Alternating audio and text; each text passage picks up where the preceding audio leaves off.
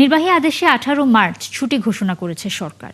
সেই হিসেবে 17 মার্চ থেকে 23 মার্চ পর্যন্ত মোট 7 দিন ঈদ উল ফিতরের ছুটি। আজ প্রধানমন্ত্রী তারেক রহমানের সভাপতিত্বে মন্ত্রিপরিষদের বৈঠকে এই সিদ্ধান্ত হয়েছে। সকাল 10টায় সচিবালয়ে মন্ত্রিপরিষদের সভা শুরু হয়, শেষ হয় দুপুর 12টার দিকে। এতে যোগ দেন মন্ত্রী প্রতিমন্ত্রীরা। বৈঠকে বিদ্যুৎ ও জ্বালানির ব্যবহার কমাতে সব মন্ত্রণালয়কে নির্দেশ দেন প্রধানমন্ত্রী তারেক রহমান। এ সময় নিজের কক্ষে লাইট এবং এসির ব্যবহার কমিয়ে দেন তিনি। সবাইকে বিদ্যুৎ ব্যবহারে সাশ্রয়ী হওয়ার আহ্বান জানিয়েছেন প্রধানমন্ত্রী। দ্বিতীয় ক্যাবিনেট মিটিংয়ে প্রধান যে আলোচনাগুলো হয়েছে হলো আমাদের প্রথম পার্লামেন্টারি সেশন নিয়ে, প্রথম পার্লামেন্টারি সেশনে রাষ্ট্রপতির বক্তব্য আর সামনে ঈদের ছুটি, এই দুটোরই বৃহত্তর আলোচনা। 18 মার্চ থেকে ছুটি, এটা সিদ্ধান্ত হয়েছে এবং এটা ফাইনাল চলে আসবে আপনাদের সামনে অতি শীঘ্রই। সচিবালয়ে আছেন সহকর্মী মোহন ইসলাম, সরাসরি তার সঙ্গে যুক্ত হব। মোহন, জানাচ্ছিলাম দর্শকদের বিদ্যুৎ ও জ্বালানির ব্যবহার কমাতে সব মন্ত্রণালয়কে নির্দেশ দিয়েছেন প্রধানমন্ত্রী। মন্ত্রিপরিষদের বৈঠকে আর কি ধরনের সিদ্ধান্ত এসেছে, তারেক রহমানের আর কোনো বৈঠক আজকে আছে কিনা, সব বিষয়ে যদি একটু বলেন।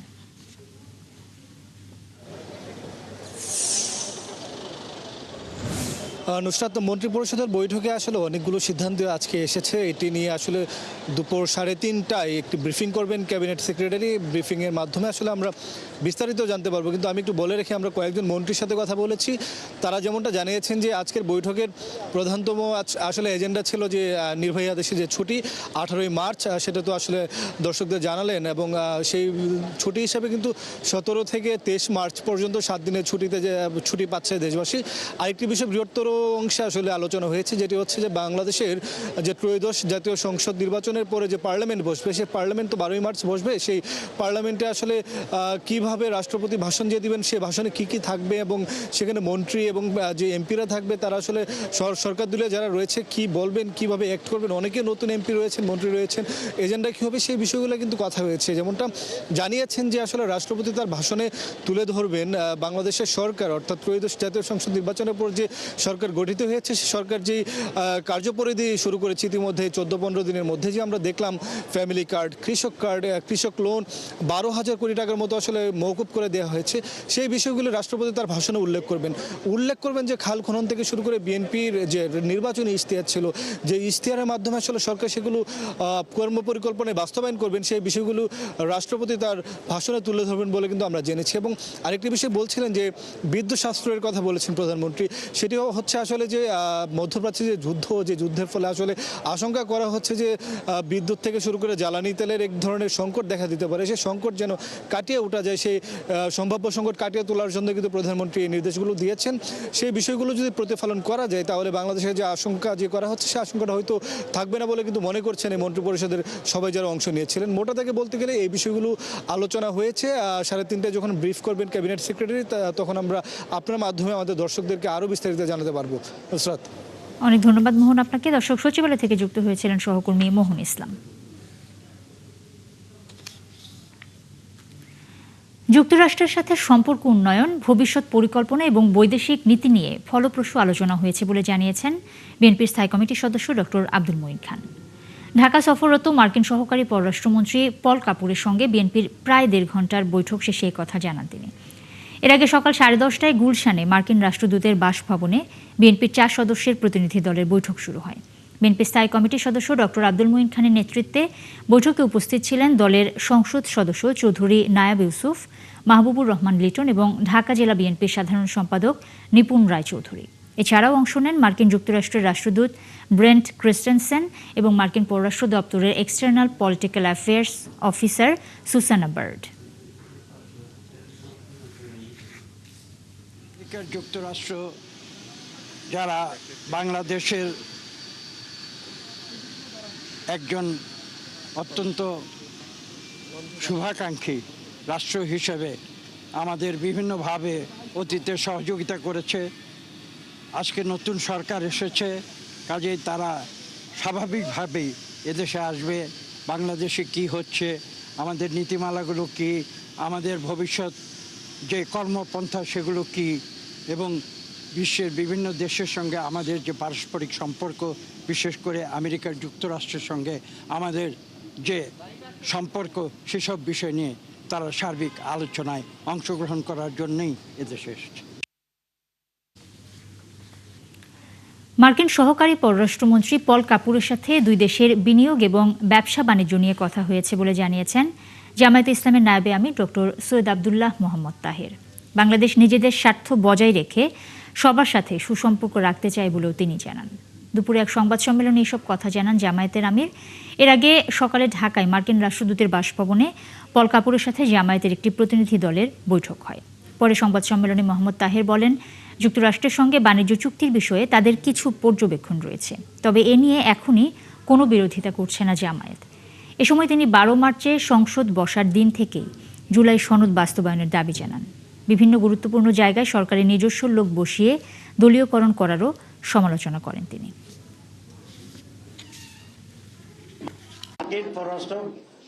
সরকারি পররাষ্ট্র মন্ত্রীর সাথে আজকে আমাদের কথা হয়েছে। আমরা 5 জনের একটা টিম গিয়েছিলাম সেখানে। তাদের সাথে বাংলাদেশ এবং মার্কিন রিলেশনশিপ, এখানে তাদের ইনভেস্টমেন্ট কি সুবিধা আছে আমরা এটা বলেছি। আমরা তাদেরকে বলেছি যে তারা যে ইনভেস্টমেন্ট হচ্ছে, বিশেষ করে এআই, আর্টিফিশিয়াল ইন্টেলিজেন্সের এখানে বিরাট সুবিধা আছে আমাদের দেশে। সে ব্যারেন ফিল্ড, এখানে যে তারা ব্যাপক ইনভেস্ট করে, তাহলে আমাদের ছাত্রদের এবং যুবকদের জন্য বিরাট কর্মসংস্থানের বিষয় হয়। দুই হচ্ছে, আমরা বলেছি যে বাংলাদেশ তার ইন্টারেস্টকে রেখেই সকল বিশ্বের সব দুনিয়ার লোকদের সাথে সুসম্পর্ক চায়।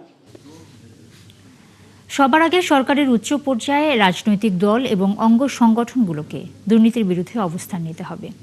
সেই সাথে ক্ষমতার অপব্যবহার, দুর্নীতি, চাঁদা এবং দখলবাজি সহ সকল অপচেষ্টার বিরুদ্ধে কঠোর দিক নির্দেশনার তাগিদ দিয়েছেন টিআইবির নির্বাহী পরিচালক ডক্টর ইফতেখারুজ্জামান। সকালে সংস্থার নিজ কার্যালয়ে সংবাদ সম্মেলনে তিনি কথা বলেন। অন্তর্বর্তী সরকারের সময়ে করা অধ্যাদেশগুলোর কোনটি সংসদে তোলা হবে আর কোনগুলো উত্থাপন করা হবে না তা জনগণের সামনে প্রকাশ করার আহ্বানও জানিয়েছে টিআইবি।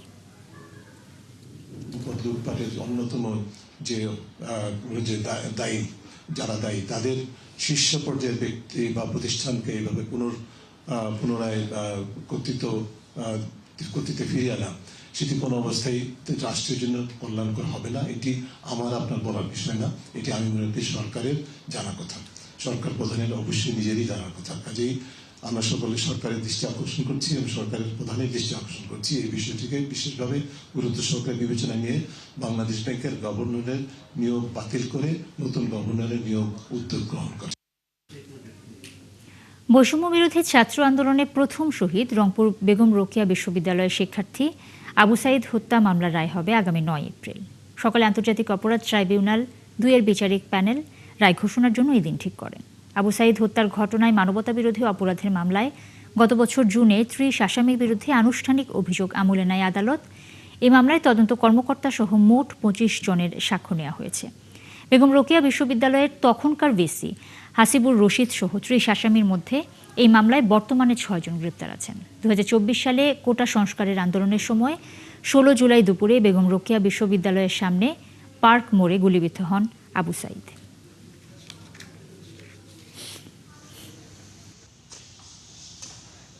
ইরানে যুক্তরাষ্ট্র ইসরায়েলের সামরিক অভিযানকে সমর্থন জানিয়েছেন মার্কিন সিনেটের বেশিরভাগ সদস্য। এদিকে ইরানে দফায় দফায় হামলা চালিয়ে যাচ্ছে যুক্তরাষ্ট্র, ইসরায়েল। লেবাননেও হামলা চালিয়েছে আইডিএফ। ইরানও পাল্টা হামলা চালাচ্ছে ইসরায়েল এবং মধ্যপ্রাচ্যে মার্কিন মিত্র দেশগুলোতে। ইরানের বিরুদ্ধে যুদ্ধে অংশগ্রহণের সম্ভাবনা পুরোপুরি উড়িয়ে দেওয়া যাচ্ছে না বলে মন্তব্য করেছেন কানাডার প্রধানমন্ত্রী মার্ক কার্নি। বিস্তারিত জানাচ্ছেন আরাফাত ইসলাম। ইরান যখন বিধ্বস্ত যুক্তরাষ্ট্র ও ইসরায়েলের ক্ষেপণাস্ত্রের আঘাতে, তখন সেই অভিযানের উত্তাপ ছড়িয়েছে ওয়াশিংটনের ক্যাপিটল হিলেও। প্রেসিডেন্ট ডোনাল্ড ট্রাম্পের এই সামরিক অভিযান কি শুধুই আত্মরক্ষামূলক, নাকি এটি কংগ্রেসকে পাশ কাটিয়ে নেয়া একক সিদ্ধান্ত? সম্প্রতি ট্রাম্পের যুদ্ধ ঘোষণার ক্ষমতা সীমিত করতে মার্কিন সিনেটে একটি গুরুত্বপূর্ণ প্রস্তাব আনা হলেও রিপাবলিকানদের বাধায় তা আলোর মুখ দেখেনি। ফলে যুদ্ধ থামানোর এই প্রস্তাব মুখ থুবড়ে পড়ল। প্রস্তাবটি পাশ হলে কংগ্রেসের অনুমোদন ছাড়া ইরানে চলমান যুদ্ধ থেকে মার্কিন বাহিনীকে সরিয়ে নিতে হতো। House Concurrent Resolution 38. ইরানে মার্কিন হামলা নিয়ে খোদ যুক্তরাষ্ট্রের রাজনৈতিক মহলেই শুরু হয় মিশ্র প্রতিক্রিয়া। অনেকেই এই আগ্রাসনের বিরুদ্ধে অবস্থান নিলে ভোটের সিদ্ধান্ত আসে। তবে দ্বিপক্ষীয় প্রস্তাবটি আটকে দেওয়ার পক্ষে রায় দেয় অধিকাংশ সিনেটর। এদিকে ইরানের বিভিন্ন সামরিক স্থাপনা ও অবকাঠামো লক্ষ্য করে হামলা চালিয়ে যাচ্ছে যুক্তরাষ্ট্র ও ইসরায়েল। রাজধানী তেহরান সহ অন্যান্য শহরেও হামলা চালায় তারা। ইরান সীমান্তে সামরিক অভিযানে সহায়তার জন্য ইরাকি কুর্দিদের কাছে সাহায্য চেয়েছে যুক্তরাষ্ট্র, এই খবর দিয়েছে এপি। তবে কুর্দি যোদ্ধাদের ইরানে ঢোকার খবর অস্বীকার করেছে ইরানের সংবাদ সংস্থা তাসনিম নিউজ। লেবাননেও হামলা চালিয়ে যাচ্ছে ইসরায়েল। বৈরুতের দক্ষিণ উপশহরে নতুন করে হামলা চালিয়েছে তারা। আগ্রাসী হামলা চালিয়ে যাচ্ছে ইরান। আইআরজিসি জানায় ইসরায়েলের স্থাপনায় সফলভাবে হামলা চালিয়ে যাচ্ছে তারা। এদিকে আল খার্জ শহরের বাইরে ইরানের 3টি ক্রুজ ক্ষেপণাস্ত্র প্রতিহত করার দাবি করেছে সৌদি আরব। ইরানের বিরুদ্ধে যুদ্ধে অংশগ্রহণের সম্ভাবনা উড়িয়ে দেয়া যাচ্ছে না বলে মন্তব্য করেন কানাডার প্রধানমন্ত্রী মার্ক কার্নি। অস্ট্রেলিয়ার প্রধানমন্ত্রী অ্যান্টনি আলবানিজের সঙ্গে ক্যানবেরায় একত্রে বক্তব্য দেওয়ার সময় এ কথা জানান তিনি। এ সংঘাত ব্যাপকভাবে ছড়িয়ে পড়তে পারে। সাম্প্রতিক ঘটনাবলী সেই দিকে ইঙ্গিত করে। ইরানের বিরুদ্ধে যুদ্ধে অংশগ্রহণের বিষয়টি স্পষ্টভাবে উড়িয়ে দেওয়ার সুযোগ নেই। আমরা আমাদের মিত্রদের পাশে থাকব। ইরানের প্রেসিডেন্ট মাসুদ পেজেশকিয়ান বলেছেন, কূটনীতির মাধ্যমে সংঘাত এড়ানোর চেষ্টা করেছিল তার দেশ, কিন্তু যুক্তরাষ্ট্র ও ইসরায়েলের হামলার পর পাল্টা আঘাত ছাড়া কোনো পথ খোলা ছিল না। মধ্যপ্রাচ্যের দেশগুলোর প্রতি ইরান শ্রদ্ধাশীল বলেও জানান তিনি। আরাফাত ইসলাম, ৭১। ইরানের বিরুদ্ধে যুক্তরাষ্ট্রের সামরিক পদক্ষেপ এখন পর্যন্ত সীমাবদ্ধ রয়েছে আকাশ ও নৌপথে। স্থলসেনা পাঠানোর প্রশ্নে স্পষ্ট কোনো ঘোষণা না থাকলেও সম্ভাবনা পুরোপুরি নাকচ করেননি প্রেসিডেন্ট ডোনাল্ড ট্রাম্প। এতে মধ্যপ্রাচ্যে নতুন করে তৈরি হয়েছে উত্তেজনা আর অনিশ্চয়তা। আরও জানাচ্ছেন দেওয়ান মোবাশিরা হোসেন। আকাশে যুদ্ধ বিমান আর সমুদ্রপথে রণতরীর শক্তি, এর উপর ভিত্তি করেই ইরানের ক্ষেপণাস্ত্র মোকাবেলা করে আসছে যুক্তরাষ্ট্র। তেহরানকে ঘিরে ক্রমেই ঘন হচ্ছে উত্তেজনার আবহ। কিন্তু প্রশ্ন এখন একটাই, পরবর্তী ধাপ কি তাহলে স্থল অভিযান?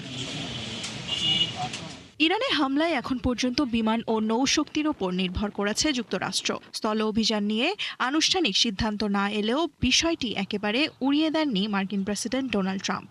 প্রয়োজন হলে প্রশাসন যে কোনো পদক্ষেপ নিতে পারে বলে সাফ জানিয়ে দিয়েছেন তিনি।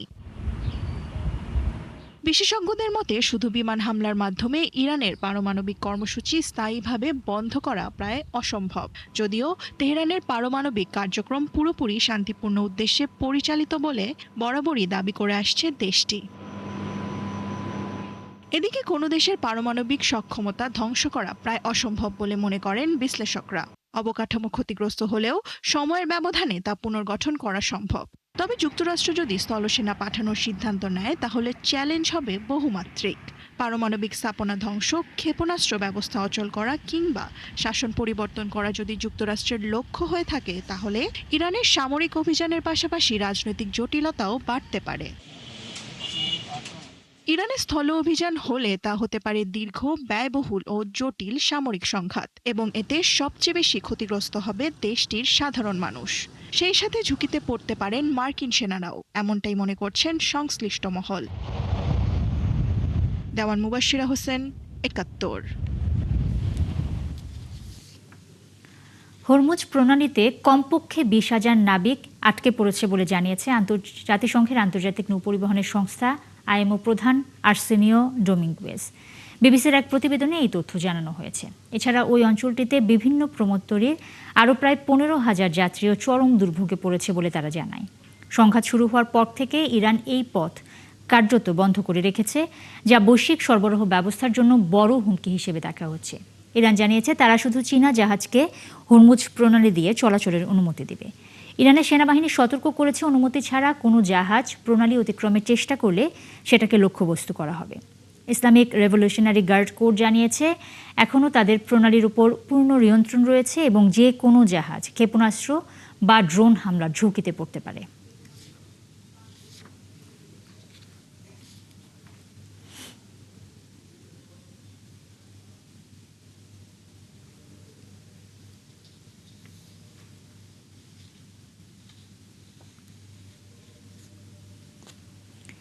ইরানের সর্বোচ্চ ধর্মীয় নেতা আয়াতুল্লাহ আলী খামেনিকে হত্যার জন্য বহু বছর ধরে পরিকল্পনা করেছিল ইসরায়েলি গোয়েন্দারা।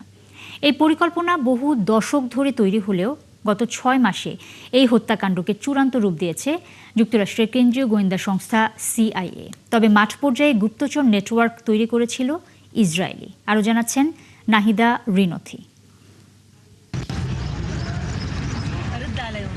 গত শনিবারের যে হামলায় ইরানের সর্বোচ্চ নেতা আয়াতুল্লাহ আলী খামেনি নিহত হলেন, সেটি গভীর রাতে চালানো হয়নি, বরং সকালবেলাতেই চালানো হয়েছে। তবে এ ধরনের হামলা সাধারণত গভীর রাতে চালানো হলেও এই হামলাটি সকালে হওয়ার কারণ মাত্র কয়েক ঘন্টা আগেই পাওয়া অত্যন্ত গুরুত্বপূর্ণ একটি গোয়েন্দা তথ্য কাজে লাগানোর সিদ্ধান্ত নেয় যুক্তরাষ্ট্র এবং ইসরায়েল। মাত্র 60 সেকেন্ডের হামলার জন্য ইসরায়েলের গোয়েন্দা সংস্থা মোসাদ বহু বছর ধরে তথ্যদাতা, লজিস্টিক্স ও অপারেটিভদের বিস্তৃত নেটওয়ার্ক তৈরি করেছে। খামেনির দৈনন্দিন রুটিন, নিরাপত্তা বলয় এবং ঘনিষ্ঠদের ওপর নজরদারি চালানো হয়। এই তথ্যের সঙ্গে যুক্ত হয়েছে CIA এর সিগন্যাল ইন্টেলিজেন্স ফোনালাপ, অবস্থান এবং বৈঠকের সময়সূচি সম্পর্কিত তথ্য। হামলার সময় নির্ধারণে গুরুত্বপূর্ণ ছিল খামেনি কখন নির্দিষ্ট কম্পাউন্ডে উপস্থিত হবেন। এই তথ্যের ভিত্তিতে নিখুঁত লক্ষ্য নির্ধারণ করে যুক্তরাষ্ট্র ও ইসরায়েল। বিদেশি লক্ষ্যভিত্তিক হত্যাকাণ্ডের দীর্ঘ ইতিহাস থাকলেও এর আগে কোনো রাষ্ট্রপ্রধানকে হত্যা করেনি ইসরায়েল। ইসরায়েলি গুপ্তচররা অনেক বছর ধরে খামেনির ওপর নজরদারি চালিয়ে আসছিল। তারা তার দৈনন্দিন কর্মকাণ্ড, পরিবারের সদস্য, সহযোগী মিত্র এবং তার নিরাপত্তার দায়িত্বে থাকা ব্যক্তিদের সম্পর্কে অত্যন্ত নিখুঁত ও বিস্তারিত তথ্যের ভিত্তিতে নথি তৈরি করেছিল। ইরান নিয়ে কাজ করে আসা CIA এর সাবেক কর্মকর্তা এবং বর্তমানে foundation of the defence of ডেমোক্রেসির বিশ্লেষক বলেন, যুক্তরাষ্ট্র হয়তো এই অভিযানে বিশাল প্রযুক্তিগত সহায়তা দিয়েছে, তবে মূলত ইসরায়েলি মাঠ পর্যায়ে এমন এক গুপ্তচর নেটওয়ার্ক তৈরি করেছিল যারা সরাসরি মানুষের কাছ থেকে গোয়েন্দা তথ্য সরবরাহ করতে এবং ইরানের ভেতরে গোপন অভিযান পরিচালনায় সক্ষম ছিল। ইসরায়েলের গোয়েন্দা সংস্থা মোসাদ গত কয়েক দশক ধরে ইরানের উপর নজর রাখছে এবং সেখানে তথ্যদাতা, গুপ্তচর ও লজিস্টিক্সের এক বিশাল নেটওয়ার্ক তৈরি করেছে। এই নেটওয়ার্কের সহায়তায় তারা এর আগে ইরানে বিভিন্ন হত্যাকাণ্ড চালিয়েছে। প্রায় 20 বছর আগে মোসাদ তাদের কৌশলে এক বড় পরিবর্তন আনে। তারা ইরানের ভেতরে থেকেই স্থানীয় চর নিয়োগের সিদ্ধান্ত নেয় এবং তাদের অত্যাধুনিক সরঞ্জাম ও উচ্চতর প্রশিক্ষণ দেয়। মাত্র 60 সেকেন্ড অভিযানে ঠিক এই সময়টুকুই লেগেছে, তবে এর পেছনে রয়েছে বছরের পর বছর প্রস্তুতি। আধুনিক যুদ্ধক্ষেত্র আর কেবল ট্যাঙ্ক বা বিমান দিয়ে সংজ্ঞায়িত হয় না, নির্ভর করে তথ্য, আস্থা ও উপযুক্ত সময়ের উপর, যা পুরো একটি অঞ্চল বদলে দিতে পারে মাত্র 1 মিনিট সময়ে। নাহিদা রিনথি, 71। অবশেষে দেশে ফিরলেন ইরান ইসরায়েল সংঘাতে আবুধাবিতে আটকে পড়া 378 বাংলাদেশি। US বাংলার বিশেষ ফ্লাইটে সকালে হজরত শাহজালাল আন্তর্জাতিক বিমানবন্দরে তারা নামেন। মধ্যপ্রাচ্যে যুদ্ধাবস্থায় অনিশ্চয়তায় পড়া মানুষগুলো পরিবারের কাছে ফেরায় বিমানবন্দরে তৈরি হয় আবেগঘন পরিবেশ। এ সময় মিশ্র প্রতিক্রিয়া জানিয়েছেন তারা। বিস্তারিত জানাচ্ছেন মাইনুল মারুফ। ইরানের সাথে ইসরায়েল আমেরিকার হামলা পাল্টা হামলায় বন্ধ আকাশপথ, চলছে না কোনো বিমান। এ অবস্থায় অনিশ্চয়তায় পড়েন আবুধাবি সহ মধ্যপ্রাচ্যের বিভিন্ন দেশ থেকে ফিরতে চাওয়া প্রবাসী বাংলাদেশিরা। সন্তানের নিরাপত্তা নিয়ে শঙ্কিত ছিলেন এই মাও। অবশেষে ছেলেকে কাছে পেয়ে আপ্লুত তিনি। আমরা কান্নাকাটি করছি, আমরা যে জায়গাটায় থাকি ওই জায়গাটা আক্রমণ বেশি হয়েছে। এখন এই কান্নার উপরে আছে, যতক্ষণ ধরে বাসায় না নিয়ে যাবো ততক্ষণ ধরে আর শান্তি নাই। এই অবস্থায় আছি, বাচ্চা ছিলাম মরে গেছে তাও বলতে পারবো না, এরকম অবস্থা। এমন পরিস্থিতি আরব আমিরাত থেকে আসা বিমানের অন্য যাত্রীর স্বজনদেরও। কেউ কেউ ফুল নিয়ে দীর্ঘ অপেক্ষার পর উদ্বেগ কাটিয়ে জড়িয়ে ধরেন প্রিয় স্বজনকে। নানা অনিশ্চয়তার পর দেশের মাটিতে ফিরে স্বস্তি প্রকাশ করেন তারা। মিছিল আমাদের ফাঁসে এলাকা করছে, গ্যারান্টি নাই যে কোন সময় কোনটা পরে, এটা তো আর কেউ জানে না। এই সিস্টেম আমরা ছিলাম আর কি। তবে দুবাই সহ আরব আমিরাতের অন্যান্য অঞ্চলের যুদ্ধের পরিস্থিতি অনেকটাই কেটে গেছে বলে দাবি কারো কারো। এটা আমাদেরকে কোনোভাবে এফেক্ট করে নাই, এটা আমাদেরকে কোনোভাবে আমরা বুঝতেই পারি না যে এখানে কোনো ধরনের প্রবলেম হচ্ছে। কোনো টেনশন ছিল না, ওখানে অনেক সেফটি আছে, আমাদের বাংলাদেশ থেকে অনেক সেফটি। বৃহস্পতিবার সকাল হজরত শাহজালাল আন্তর্জাতিক বিমানবন্দরে US বাংলা এয়ারলাইন্সের বিশেষ ফ্লাইট 27 জন ক্রু সহ আটকে পড়া 378 জন বাংলাদেশি নিয়ে দেশে ফিরে। সংযুক্ত আরব আমিরাতে আটকে পড়া প্রবাসী বাংলাদেশিদের ফিরিয়ে আনতে আরেকটি বিশেষ ফ্লাইট বিকেল 5:15টায় দুবাইয়ের উদ্দেশ্যে ঢাকা ছেড়ে যাবে। মাইনুল মারুফ, 71 ঢাকা। ইরান যুদ্ধের আঁচ লাগতে শুরু করেছে বাংলাদেশেও। বিশেষ করে হরমুজ প্রণালী বন্ধ হওয়ায় ঝুঁকি বাড়ছে কারখানায় জ্বালানি সরবরাহ ঘিরে। ফলে উৎপাদন ব্যাহত হওয়ার শঙ্কায় বহু উদ্যোক্তারা। অন্যদিকে উপসাগরীয় দেশগুলোতে পণ্য পাঠাতে গিয়েও সংকটে পড়ছেন কেউ কেউ। মনিরুল হাসানের রিপোর্টে বিস্তারিত। দিন যতই যাচ্ছে অস্থিরতা বাড়ছে মধ্যপ্রাচ্য জুড়ে। ড্রোন আর মিসাইলের আঘাতে ক্ষতিগ্রস্ত হচ্ছে গ্যাস তেল উৎপাদন কারখানাগুলো। জ্বালানি সরবরাহ বন্ধ হরমুজ প্রণালী দিয়ে, যার ফলে দুশ্চিন্তায় এখন পুরো বিশ্ব। ওই পথে সরবরাহ ব্যাহত হয় বিশ্বজুড়ে বেড়েছে জ্বালানির দাম। এরই মধ্যে এশিয়ার বাজারে প্রতি ব্যারেল ছাড়িয়েছে $83। আকাশ ছুঁয়েছে গ্যাসের দামও। তথ্য বলছে গত অর্থ বছরে ওই দেশগুলোর সাথে এই পথে বাংলাদেশের বাণিজ্য হয়েছে পণ্যে $700 কোটি, যেখানে $600 কোটি পণ্য আমদানি করেছে বাংলাদেশ। বিশেষ করে দেশের শিল্প কারখানায় জ্বালানির সিংহভাগের যোগান আসে মধ্যপ্রাচ্যের দেশগুলো থেকে। ফলে চিন্তার ভাঁজ ব্যবসায়ীদের কপালে। এমনিতেই তো আমি আমার ক্যাপাসিটির আন্ডার ক্যাপাসিটিতে আমি রান করতেছি, এটা তো একটা লস। এরপরে যেটা আছে সেটাও যদি আমি টাইমলি না করতে পারি তাহলে আরও লস, মানে মরার উপর খাড়ার ঘা। আমদানি এবং রপ্তানি উভয় ক্ষেত্রে আমরা বাধাগ্রস্ত হব। আমাদের র মেটেরিয়ালস আসতে বাধাগ্রস্ত হবে ইউরোপ থেকে, এবং আমাদের রপ্তানির মেজর অংশ ইউরোপে আমেরিকায় যায়, সেটা বাধাগ্রস্ত হবে। অন্য রুট দিয়ে ঘুরে গেলে সুয়েজ ক্যানেল, আফ্রিকা বা উত্তর দিয়ে যদি ঘুরে যায় তাহলে ফ্রেট বেশি লাগবে, সময় বেশি লাগবে, সুতরাং আমরা ক্ষতিগ্রস্ত হব। এমনিতে দীর্ঘদিন ধরেই জ্বালানি সহ নানা সংকটে দেশের রপ্তানি খাত। চ্যালেঞ্জ ছিল ট্রাম্পের শুল্ক আরোপে, যার প্রভাবে 7 মাস ধরে কমছে রপ্তানি আয়। ফলে নতুন করে এই যুদ্ধ ক্ষত তৈরি করবে দেশের ব্যবসা বাণিজ্যে। এমন অবস্থায় কলকারখানা বন্ধ হওয়ার পাশাপাশি কর্মসংস্থান হারানোর শঙ্কা করছেন ব্যবসায়ীরা। গ্যাস না আসলে আমাদের চুলা চলবে না, আমাদের ইন্ডাস্ট্রি চলবে না, আমাদের বিদ্যুৎ উৎপাদন হবে না, আমাদের রপ্তানি বাধাগ্রস্ত হবে, আমাদের আমদানি বাধাগ্রস্ত হবে। সামগ্রিকভাবে দেশে একটা অর্থনৈতিক বিশৃঙ্খলা সৃষ্টি হবে। এটার মূল সমস্যা হবে মুদ্রাস্ফীতি বেড়ে যাবে, জিনিসপত্রের দাম বেড়ে যাবে, আমাদের আয় কমে যাবে, প্রচুর লোকের চাকরি চলে যাবে। বায়ারদের একটা কনসার্ন ছিল ইলেকশনটা কেমন হবে, আদৌ ইলেকশন হবে কিনা। তা একটা ভালো ইলেকশন হয়েছে। কনফিডেন্স যখনই ফিরে আসতে শুরু করলো তখন এই যুদ্ধটা শুরু হলো। তো সুতরাং এখন আমাদেরকে এই মুহূর্তে অবজার্ভ করতে হবে যে এটা কোন জায়গায় আমাদের ইম্প্যাক্ট করে। আবার এই যুদ্ধ যদি লম্বা সময়ের জন্য চলে তা সেটার সাথে আমাদেরকে খাপ খাইয়ে নিতে হবে। এরই মধ্যে জ্বালানির বিকল্প উৎসের খোঁজ শুরু করেছে সরকার, যাতে গুনতে হবে বাড়তি অর্থ, লাগতে পারে অতিরিক্ত সময়ও। ব্যবসায়ীরা মনে করেন সেই চাপ উদ্যোক্তাদের ঘাড়ে চাপলে কঠিন হবে টিকে থাকা। সাপ্লাই চেইন যদি ডিসরাপশন হয়, যেটা ইতিমধ্যে হয়েছে, তাহলে এখানে জ্বালানি নিয়ে আমাদের নতুন যে সোর্স, সেই সোর্সগুলা পেতে পেতে একটা গ্যাপ তৈরি হয় কিনা। আমরা আশা করব সরকার এ ব্যাপারে খুব দ্রুত সিদ্ধান্ত নিয়ে অল্টারনেটিভ সোর্সের চেষ্টা করবে, যেখান থেকে আমরা অন্তত আমাদের বেসিক যে জ্বালানি সেটা পেতে পারি। ইতোমধ্যে যুক্তরাষ্ট্র ও মালয়েশিয়া থেকে জ্বালানি সহায়তা চেয়েছে বাংলাদেশ। আমাদের এখানে রাজনৈতিক পট পরিবর্তনের পরে বেশ। মনিরুল হাসান, 71, ঢাকা। নানা বাধায় একের পর এক খামার বন্ধ করে দিচ্ছেন প্রান্তিক পর্যায়ের পোলট্রি খামারিরা। উৎপাদন খরচ বৃদ্ধি, খাবারের দাম বাড়া এবং রোগবালাইয়ের কারণে তাদের টিকে থাকা কঠিন হয়ে পড়েছে। ব্যবসায়ীরা বলছেন, প্রান্তিক খামারিদের রক্ষা করতে না পারলে হাতে গোনা কয়েকটি প্রতিষ্ঠানের হাতে চলে যাবে পোলট্রি শিল্প। এতে ক্ষতির মুখে পড়বেন ভোক্তারা। মামুন হোসেনের প্রতিবেদনে বিস্তারিত। কয়েক বছর আগেও এই খামারেই প্রতিদিন হাজার হাজার ডিম সংগ্রহ হতো। এখন খাঁচাগুলো ফাঁকা। লোকসানের বোঝা টানতে না পেরে ব্যবসা গুটিয়ে নিয়েছেন খামারি। অভিযোগ আছে, খাবার, বাচ্চা ও ওষুধের দাম বাড়লেও সে অনুপাতে বাড়েনি ডিম ও মুরগির বিক্রয় মূল্য। এতে মূলধন হারিয়ে ঋণের ফাঁদে পড়েছেন অনেকেই। মাঠ পর্যায়ের খামারিরা বলছেন, টিকে থাকতে হলে প্রয়োজন সহজ শর্তে ঋণ, খাদ্যের দাম নিয়ন্ত্রণ এবং বাজার ব্যবস্থাপনায় স্বচ্ছতা। 4 মাস ধরে আমার যে লস হচ্ছে, এই লসটা কাভার করার মতো এখন আর আমার কোনো শক্তি নেই।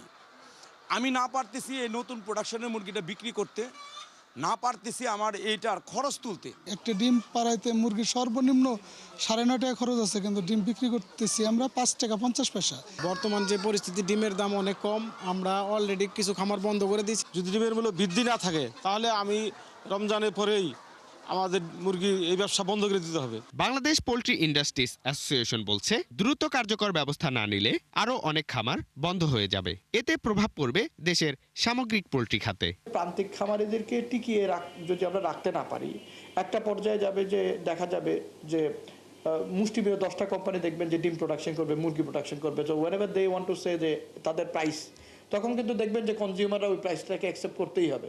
প্রাণী সম্পদ অধিদপ্তর জানিয়েছে খামারিদের রক্ষায় কাজ শুরু করেছেন তারা। আমরা কিন্তু 180 দিনের একটা কর্মসূচিও হাতে নিয়েছি। এই কর্মসূচিতে প্রথমেই বলা আছে যে প্রান্তিক খামারিদের টিকে থাকার জন্য তাদেরকে কৃষক কার্ড প্রদানের একটা উদ্যোগ নেওয়া হয়েছে। এই কৃষক কার্ডের নীতিমালাটা হলে আমরা যে সমস্ত প্রান্তিক খামারি আছে তাদেরকে আমরা একটা সুরক্ষার আওতায় নিয়ে আসব। প্রান্তিক খামারিদের রক্ষা করতে না পারলে হাতে গোনা কয়েকটি প্রতিষ্ঠানের হাতে চলে যাবে প্রায় 50,000 কোটি টাকার পোল্ট্রি খাত। ফলে বেকারত্বের হার বৃদ্ধি সহ ভয়াবহ পুষ্টিহীনতা দেখা দিতে পারে। কৃষি নির্ভর অর্থনীতিতে একসময় পোল্ট্রি শিল্পকে প্রাণভ্রমরা হিসাবে মনে করা হতো। তবে বর্তমানে বাজার ব্যবস্থার অস্থিরতা, অসাধু চক্রের দৌরাত্ম্যের কারণে এই শিল্প দিন দিন ক্ষতির সম্মুখীন হচ্ছে। ফলে প্রান্তিক পর্যায়ের যে খামারিরা রয়েছেন তারা তাদের খামার বন্ধ করার কথা ভাবছেন। অনেকেই খামার বন্ধও করে দিয়েছেন। মামুন হুসাইন, 71, ঢাকা। ইউরোপের বাজারে বাংলাদেশের ঘাড়ে যেন নিঃশ্বাস ফেলছে ভারত। বাজারটিতে পোশাক রপ্তানিতে বাংলাদেশ দ্বিতীয় এবং ভারত চতুর্থ। এর মাঝেই ইইউ এর সাথে শুল্কমুক্ত বাণিজ্য চুক্তি করেছে ভারত, যা কার্যকর হবে আগামী বছরই। রপ্তানিকারকরা বলছেন এর ফলে ইইউ এর বাজারে ভারতের সাথে তীব্র প্রতিযোগিতায় পড়বে বাংলাদেশ। পরিস্থিতি সামাল দিতে এখনই ব্যবস্থা নিতে সরকারের প্রতি তারা অনুরোধ জানিয়েছেন। জাহিদুল ইসলামের প্রতিবেদন। ইউরোপের 27 দেশের জোট ইউরোপীয় ইউনিয়ন। জনসংখ্যা ও মাথাপিছু আয় হিসেবে এটি গুরুত্বপূর্ণ এবং অন্যতম বৃহৎ বাজার। ইউরোস্টেটের তথ্য মতে এখানে পোশাক রপ্তানি করে 2025 সালে বাংলাদেশের আয় 19,000 মিলিয়ন ইউরোর কিছু বেশি, আর ভারতের আয় প্রায় 4,500। আয়ের ব্যবধানটা বেশি দেখালেও রপ্তানি অবস্থানে বাংলাদেশ দ্বিতীয় আর ভারত চতুর্থ। তবে বাজারটি দখলে নিতে এই বছরের শুরুতেই ইইউর সাথে 20 বছর মেয়াদী মাদার অফ অল ডিলস নামে শুল্কমুক্ত চুক্তি করেছে ভারত। এতেই উদ্বিগ্ন বাংলাদেশি ব্যবসায়ীরা। এফটিএ করা আর একটা ট্যাক্স ইম্পোজ থাকা ডেফিনেটলি কম্পিটেন্সি লেভেলে ডিফারেন্স আসবেই। বায়ার আপনার সাথে ব্যবসা করবে ঠিকই, তার ব্যবসা না হলে কি আপনার সাথে ব্যবসা করবে? This is simple. আমাদের এক্সপেক্ট করাও ঠিক না, এই ধরনের অ্যাপ্রোচে যাওয়া ঠিক না। পোশাক রপ্তানিকারক সংগঠন বিজিএমইএ বলছে প্রতিযোগিতা সক্ষমতা ধরে রাখতে এলডিসি গ্র্যাজুয়েশন পেছানোর চেষ্টা সহ ভারতের আদলে শুল্কমুক্ত চুক্তি করতে হবে। এই যে এলডিসি গ্র্যাজুয়েশন যে আমরা পিছানোর জন্য 3 বছর সময় চাচ্ছি, এর চার অন্যতম প্রধান উদ্দেশ্যই হচ্ছে যে এই মুহূর্ত পর্যন্ত আমাদের কোনো এফটিএ, পিটিএ, ইপিএ বলেন কোনো কিছুই নাই। এই ইন্ডিয়ার সাথে ইউরোপিয়ান ইউনিয়ন, ইন্ডিয়ার সাথে ইউকের যে চুক্তিটা হয়েছে এটা কিন্তু একদিনে হয়নি, এই নেগোসিয়েশনের জন্য সময় লাগবে। সুতরাং এফটিএ, পিটিএ, ইপিএ এগুলো লাগবে, বিভিন্ন দেশের সাথে বিভিন্ন রকম হবে। অর্থনীতিবিদরা বলছেন এই বছর এলডিসি গ্র্যাজুয়েশন হলেও 3 বছর ইউরোপে শুল্কমুক্ত সুবিধা পাবে বাংলাদেশ। এর মাঝে পরবর্তী সময়ের জন্য শুল্কমুক্ত সুবিধা নিয়ে আলোচনা করতে হবে। যে আমরা আরও কিছুদিন শুল্কমুক্ত সুবিধা পাবো কিনা, এবং শুল্কমুক্ত সুবিধার পরবর্তী সময়ের ভিতরে আমার যেই পরবর্তী নেগোসিয়েশনটা আছে, এটা জিএসপি প্লাসের মাধ্যমে হোক অথবা দ্বিপাক্ষিক চুক্তির মাধ্যমে হোক, সেইটার প্রোগ্রেসটা আমাদের করতে হবে। দ্বিতীয় যেটা অনেক বেশি গুরুত্বপূর্ণ হবে সেটা হলো যে আমার দেশের ভিতরে আমার সক্ষমতা আছে কিনা। বাজারটিতে রপ্তানি সক্ষমতা বাড়াতে নতুন বিনিয়োগ এবং পণ্যের বহুমুখীকরণের পরামর্শ এই অর্থনীতিবিদের। জাহিদুল ইসলাম, 71, ঢাকা। দর্শক, চলছে সংবাদ সংযোগ। সরাসরি সংবাদ অনুষ্ঠান দেখতে চোখ রাখুন 71-এর ফেসবুক পেজে এবং সাবস্ক্রাইব করুন 71-এর ইউটিউব চ্যানেল। সাথেই থাকুন 71।